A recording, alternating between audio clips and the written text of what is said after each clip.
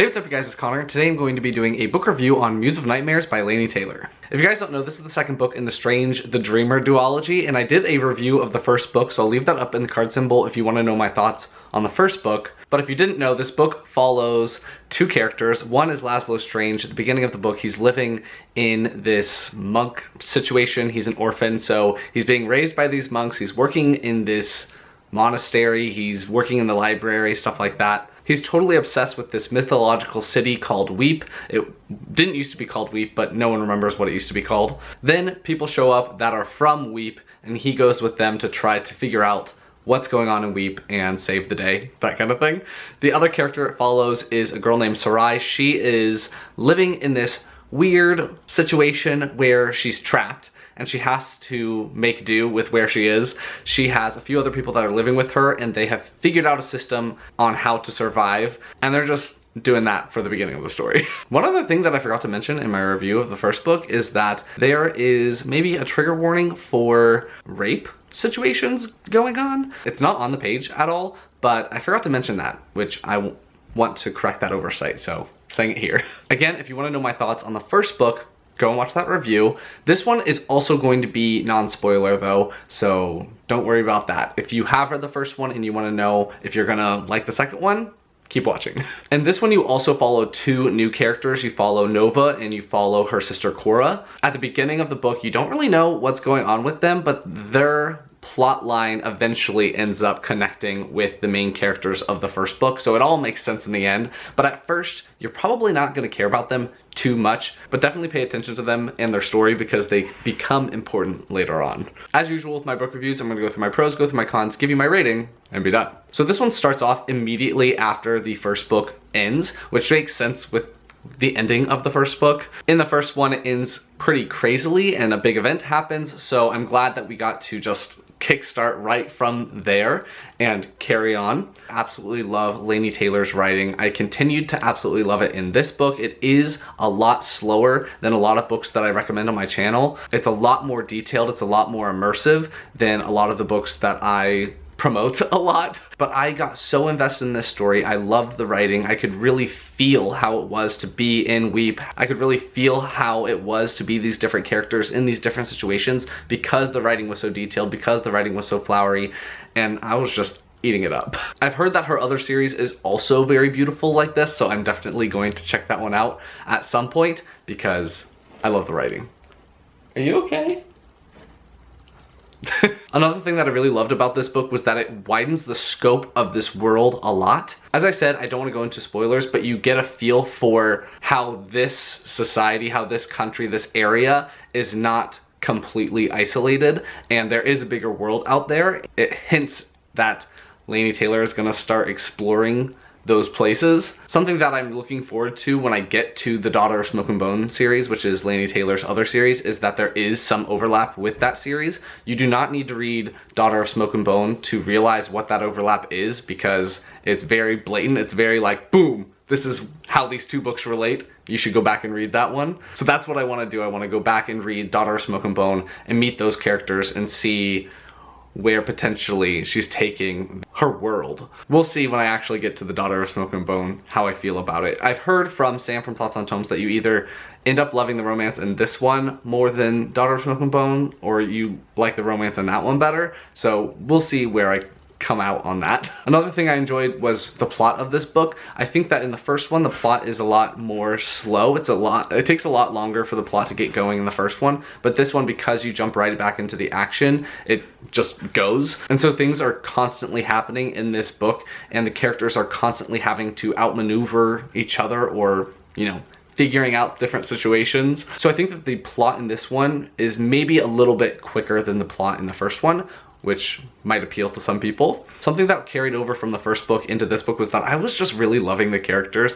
I love Laszlo. He's so just kind. He's so kind-hearted. You just love him so much, and you want to know what's going on with him. You want him to be okay. And I like that Laini Taylor really does keep his character consistent. He's consistently kind, and that's just a part of who he is. And it definitely controls how he views things and how he goes about getting things done. I was appreciative that she kept Laszlo the exact same and I loved him just as much. I was also really enjoying Sarai when she wasn't with Laszlo. She has to figure out how to maneuver her new situation, which I'm not going to say anything more because I have literally tried to say the sentence 3 times without spoiling things, so cutting it off there. I think that she does a really good job of really pushing the message of getting to know someone before you decide to put yourself on the other side of the table from them. Really getting to know someone before, you know, going to war with them, that kind of thing. Because a lot of the time, once you get to know someone, once you know how they tick, once you know what they're after,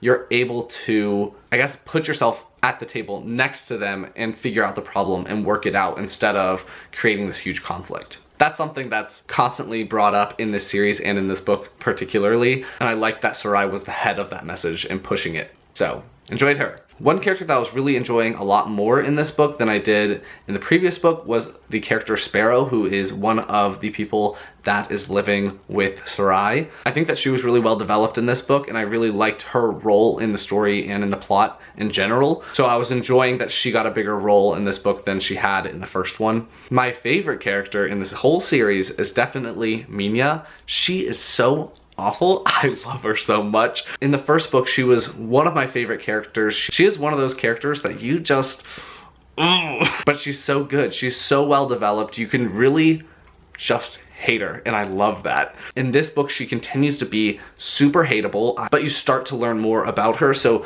that feeling a little bit faded for me, but I still just think that she's an amazing character. She is so great. She's the best character in this series. One of my favorite parts with her in this book was at some point she has a situation with her teeth, and I was bursting out laughing when that happened, and I don't laugh out loud with books very often, but that one was so funny. I definitely laughed out loud with that. Other characters that I really liked were like Zuhaila was amazing. She's like the very grandmotherly character, loved her. Calixi is great. She's just unapologetically herself, and I love her for that. And one of the characters that I really loved in this was Thaon. In the first book, you kind of hate him a lot because he's not a great guy, but in this book you really start to see a shift in his character. He starts to grow a lot, and he starts to question things around him, question himself. So he's really on a journey of self-discovery in this book, and I was enjoying watching that process unfold. And I also really love that he doesn't get to the end point. He's still figuring things out, and he's not like this way at the beginning and that way at the end. He's still on his journey of self-discovery. So I liked him a lot in this book. One of the things in this series is that there is so much tragic love between like actual lovers, but then tragic love between siblings and stuff like that, tragic love between friends, and it just makes you super sad a lot of the time, but it's so well done that I was really enjoying reading about it and really hoping that at the end they would end up being happy or okay or whatever, and I don't know, it was just so good. I really liked that in this book we got an explanation for Wraith, who is the bird that pops up in and out of the first book. So you do get an answer for that, which I appreciated. And with that whole crossover thing, I'm really hoping that she treats this series almost like a prequel, and she continues the series and continues the story of the characters that make it through the end of the book. I think it would be really interesting to continue their story and learn more about them and see them grow and see them tackle these things that happen in this book. So I do really hope that there is a continuation of their story in a new series or something like that. And one other thing that I'm gonna say in my pro section that I hadn't realized until I started watching other people's reviews on this, specifically I was watching Elle from Elliot Brooks do a spoiler chat. So if you wanna talk spoilers, I will leave the link to that video down in the description, and you can check out that video and spoil your hearts out. But she said in that video that this book was really about almost like healing and getting through tragedy. Instead of going after the baddie and killing him and defeating the bad guy, it's really about the characters having to heal and recover from these terrible things that have happened. And I thought that that was really interesting because I hadn't realized how different that is from a lot of the books that I love. Now I want to go and read more books that are more about the healing aspect of healing after tragedy and see if I like those as well. Now I'm going to talk about a couple of cons that I had. The first con that I had was that in the first book I didn't mind the insta-love that was happening so much, but in this book, because it starts off after they've been through the first book and they're together, I was getting so annoyed by them. I do not like the characters being together because one of them is not alive, and that is really weird to me. Like, I don't understand that situation and why that was like viewed as okay. Like, every time that they're together, because there is some sexy times that happen in this book, I was like, stop it. One of you is dead. This is inappropriate. So I really was not liking the insta-love romance continuation that was happening in this. It was really bothering me. So that decreased my enjoyment of this book quite a bit. Even though I enjoyed the overlap between this series and the Daughter of Smoke and Bone series, and I think that there's a lot of potential for the future if she decides to continue the story of these characters, I think that the ending was like, okay. I thought it was gonna be a bigger punch, but this was just like, all right, next step in our lives. Honestly, this feels like a prequel duology. I didn't feel like their story is over. I didn't feel like I was okay with their story being over. I didn't feel catharsis, I guess is what I'm saying.